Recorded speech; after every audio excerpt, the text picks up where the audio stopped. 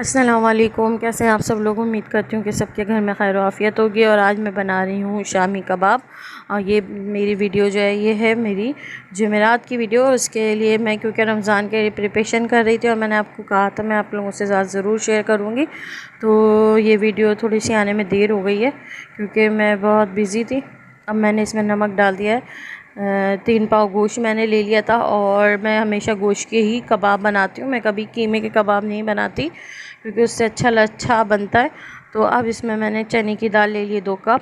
उसमें मैंने डाल दिए हैं कुटी लाल मिर्च, साबुत लहसुन, ज़ीरा, नमक और गोल लाल मिर्चें। वैसे मैं गोल लाल मिर्च ही डालती हूँ, लेकिन आपको पता है कि आजकल बड़ा लॉकडाउन की वजह से बहुत मुश्किल हो रही है सामान वगैरह लाने में।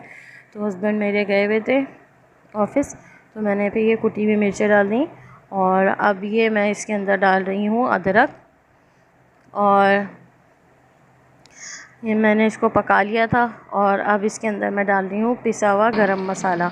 और अब मैंने इसे चॉपर में चॉप कर लिया है। ये देखें, चॉपर की वजह से बहुत आसानी से शामी कबाब बनाना मेरे लिए तो बहुत आसान हो जाता है। और अब मैंने ये मसाला पीस लिया है बहुत अच्छे से। अब इसके अंदर मैं ग्रीन मसाला डालूँगी जो कि है पुदीना, अदरक को मैंने बारीक बारीक काट लिया है, हरा धनिया है और हरी मिर्चें, 2-3 हरी मिर्चों को मैंने बारीक बारीक काट लिया था। और इसके साथ ही मैं डालूँगी इसके अंदर 2 अंडे और सारा हरा मसाला। वैसे मैं चॉपर में ही डाल के पीस लेती हूँ, लेकिन आप लोगों को इसलिए दिखाना था और बताना था, इसलिए मैं डाल रही हूँ आप लोग के सामने कट करके। और अंडे मैंने 1 डाल दिया है। और आजकल अंडे बिल्कुल अच्छे नहीं आ रहे, तो आप लोग हमेशा जब भी आप अंडे डालें किसी भी ऐसी चीज़ में, तो पहले अलग से उनको तोड़ के देख लिया करें। अगर वो सही हो तो ही अंडा डाला करें। अब इसको मैं अच्छी तरह से हाथों की मदद से मिक्स कर लूँगी। और मिक्स करके मैं इनके कबाब बना के फ्रीज़र में रख दूँगी। और जब फ्रीज़र में जम जाएंगे, फ्रीज़ हो जाएंगे कबाब, तो उसके बाद मैं इनको एयर टाइट बॉक्स में डाल के रख दूँगी। ये देखें, मैंने इनको निकाले और फ्रीज़र में एयर टाइट बॉक्स में मैंने करके रख दिए थे।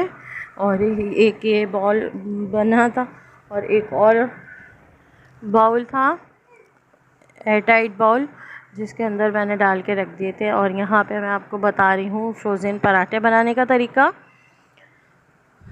और ये मैंने खुद तजुर्बा करा है कह लें।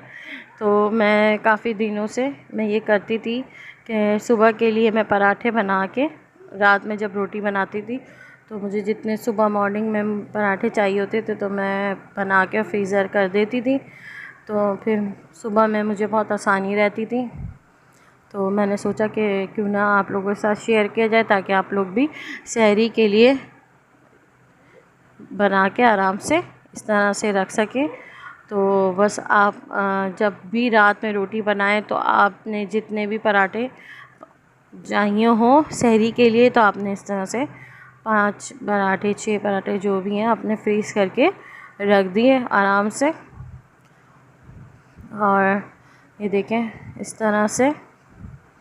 और अब मैं इनको बेल लूँगी।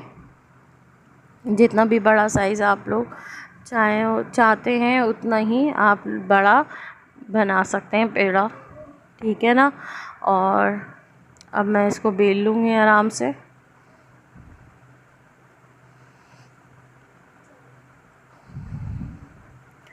और फ्रोज़न पराठे भी जो मिलते हैं वो भी इसी तरह से बनते हैं।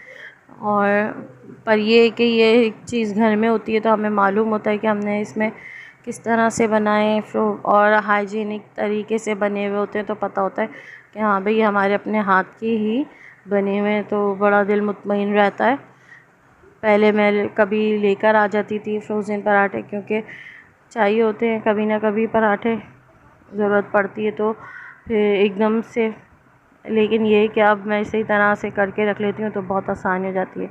ये शॉपर मैंने काट के रख लिए थे और प्लेट पे भी एक मैंने शॉपर बिछा लिया था और उसके ऊपर मैंने पराठा रखा था ताकि प्लेट में भी ये चिपक जाते हैं, इसलिए मैंने चॉपर एक प्लेट में बिछाया था, उसके ऊपर मैंने एक पराठा रखा, उसके ऊपर फिर मैंने एक चॉपर रखा और अब एक और चॉपर रखूँगी ताकि पराठा बिल्कुल उससे ना चिपके। अब ये पराठा मैंने बेल लिया और इसके ऊपर घी लगा दिया था और मैंने खुश्का डाल लिया था। अब ये दूसरी तरह का पराठा है। अब मैं बीच में से देखें मैंने छुरी की मदद से इसे काटा है और अब मैं इसको रोल करती रहूँगी।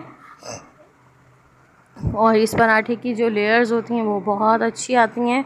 और भी कई तरीके से पराठे लोग बनाते हैं, मैं भी बनाती हूँ। एक चौकोर पराठा होता है, वो मैं किसी दिन आप लोगों के साथ शेयर करूँगी। वो बहुत ज़्यादा क्रिस्पी बनता है, बहुत मज़े का बनता है। मैं किसी दिन ज़रूर आप लोगों के साथ शेयर करूँगी।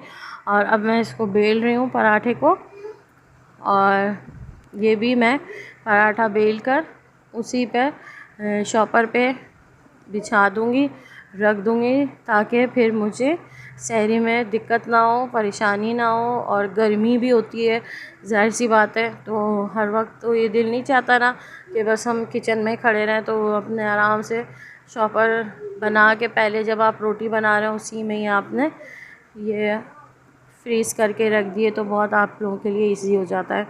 और फिर अपना भी रोज़ा होता है, कुछ भी अपना भी खाने का दिल चाहता है। जब बंदा चूल्हे के आगे से आता है तो फिर उसका दिल नहीं चाहता बिल्कुल भी कि वो कुछ खाए। तो आप लोग अपने लिए थोड़ी सी आसानियाँ पैदा करें, थोड़ा सा जो है वो करें। तो इतने स्मार्ट वर्क करने का दौर है। मेरे हस्बैंड मुझे कहते हैं कि स्मार्ट वर्क करने का दौर है, तो मैंने भी इस तरह से स्मार्ट वर्क करना शुरू कर दिए हैं। तो बस अब ये है कि मैं पहले ही अपनी इफ्तारी से पहले मैं खाना बना लेती हूँ। और ज़ाहिर सी बात है, इफ्तारी माशाल्लाह इतनी ज़्यादा होती है तो उसके बाद इतना खाना नहीं खाया जाता। लेकिन मैं सालन वगैरह बना के और कुछ रोटियां बना के और ये इस तरह से पराठे मैं करके रख देती हूँ। फिर जब सहरी में मुझे बहुत आसानी हो जाती है। और एक तरीका तो वो था, हमने पराठे बेले और हमने चॉपर पे रख दिए और फ्रीज़ कर लिए। दूसरा तरीका ये है कि आपने गरम किया तवा और उन पराठों को हल्का सा सेक लिया। जब आप अपना पराठे को हल्का सा सेक लेंगे तो स्टिकी स्टिकी नहीं रहेगा, ठीक है ना। और ज़्यादा सेकना नहीं है, बहुत लाइट हल्की सी आंच पे बस पराठे को करना है। देखें ये चॉपर मैंने बिछा लिया था और अब इस पराठे को जो मैंने हल्का सा बस तवे पे सेका था और वो मैं इस पे बिछा दूँगी, ठीक है ना। तो इस तरह से मेरे लिए बहुत आसानी रहती है। अगर आपको मेरी वीडियो पसंद आई है तो लाइक शेयर सब्सक्राइब करना ना भूलिएगा। अल्लाह हाफ़िज़।